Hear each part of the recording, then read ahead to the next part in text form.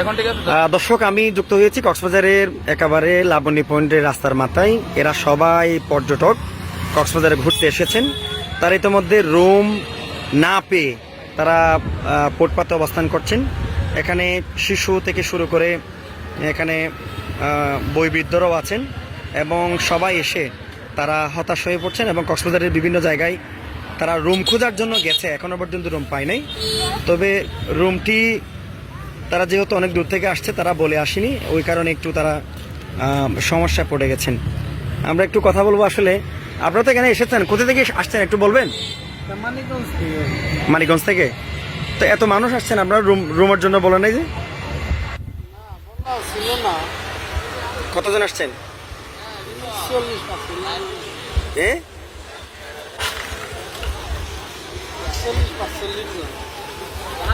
এখন আপনাদের সহযোগিতা লাগতেছে?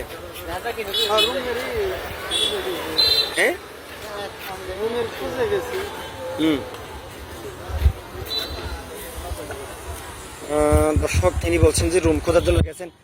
আপনি বলেন তো, একটু রুম তো পাচ্ছেন না, রুমের জন্য আপনারা কি সমস্যা এখন? মানে আমরা খুঁজতেছি রুম, ওইভাবে পর্যাপ্ত পরিমাণে রুম নাই, পাচ্ছি না, খুঁজতেছি।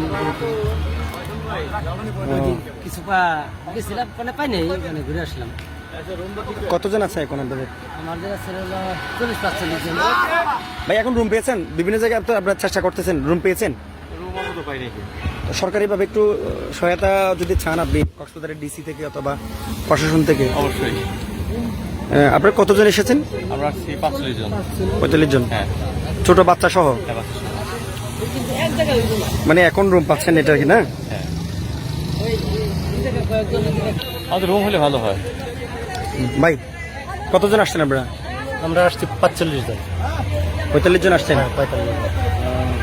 তো আমাদের প্রথমে আমরা একটু নিজেরা একটু চেষ্টা করি, যদি হয় তাহলে তো ভালো, না হলে আমরা প্রশাসনে দ্বারস্থ হবো। দর্শক, তারা বলছেন যে এখনো পর্যন্ত রুম যেহেতু পায় নাই, তারা সহযোগিতা চাচ্ছে। এরা সবাই মূলত যে তাদের ব্যাগ এবং সব কিছু নিয়ে এখানে এসেছেন। কক্সবাজারে একটি সমস্যা এটা হচ্ছে কি, মূলত আসতে হয়, তারা জেনে আসতে হয়।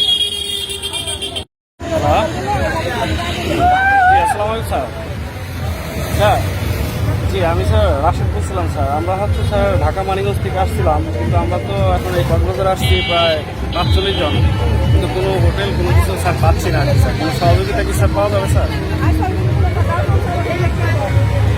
পথের মধ্যে এখন ফুটপাতে আছেন? আমরা স্যার এখন হলো ফুটপাতে প্রায় 1.5 ঘন্টা যাবত আর কি আমরা সব মুভ করতেছি। এখন স্যার আমরা তো ফার্স্ট মানে বান্দরবন ছিলাম হলো ওইখানেও পাইনি, ভাবছি ওইখানে পেয়ে যাবো, তো ওইখান থেকে পরে লাস্টে এখানে আসছি, এখানে হয়তো অ্যাভেলেবল হবে, এই কারণে আর কি এখানে আসলাম স্যার।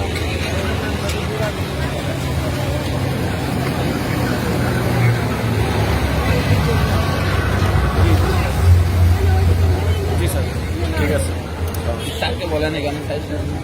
কি বলেছেন ডিসি সাহেব, কি বলছেন?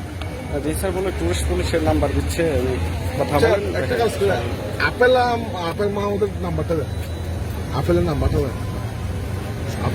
এই পর্যটকদের মধ্যরাত পর্যন্ত তারা সেখানে ছিলেন এবং তারা কক্সবাজার ডিসি সালাউদ্দিনের সাথে এবং কক্সবাজার টুরিস্ট পুলিশের অতিরিক্ত ডিআইজি আফেল মাহমুদের সাথে তারা ফোন করেন এবং তাদেরকে সহযোগিতা করা হয়েছে এই নাম্বারগুলো দিয়ে, এবং তাদেরকে আশ্বাসও দেওয়া হয়। এবং কক্সবাজারের লাবণী পয়েন্টের পার্শ্ববর্তী যে সকল হোটেল আছে এবং যে কটেজগুলো আছে, সেই কটেজগুলোতে রুম পাবার জন্য তারা চেষ্টা করে গেছেন।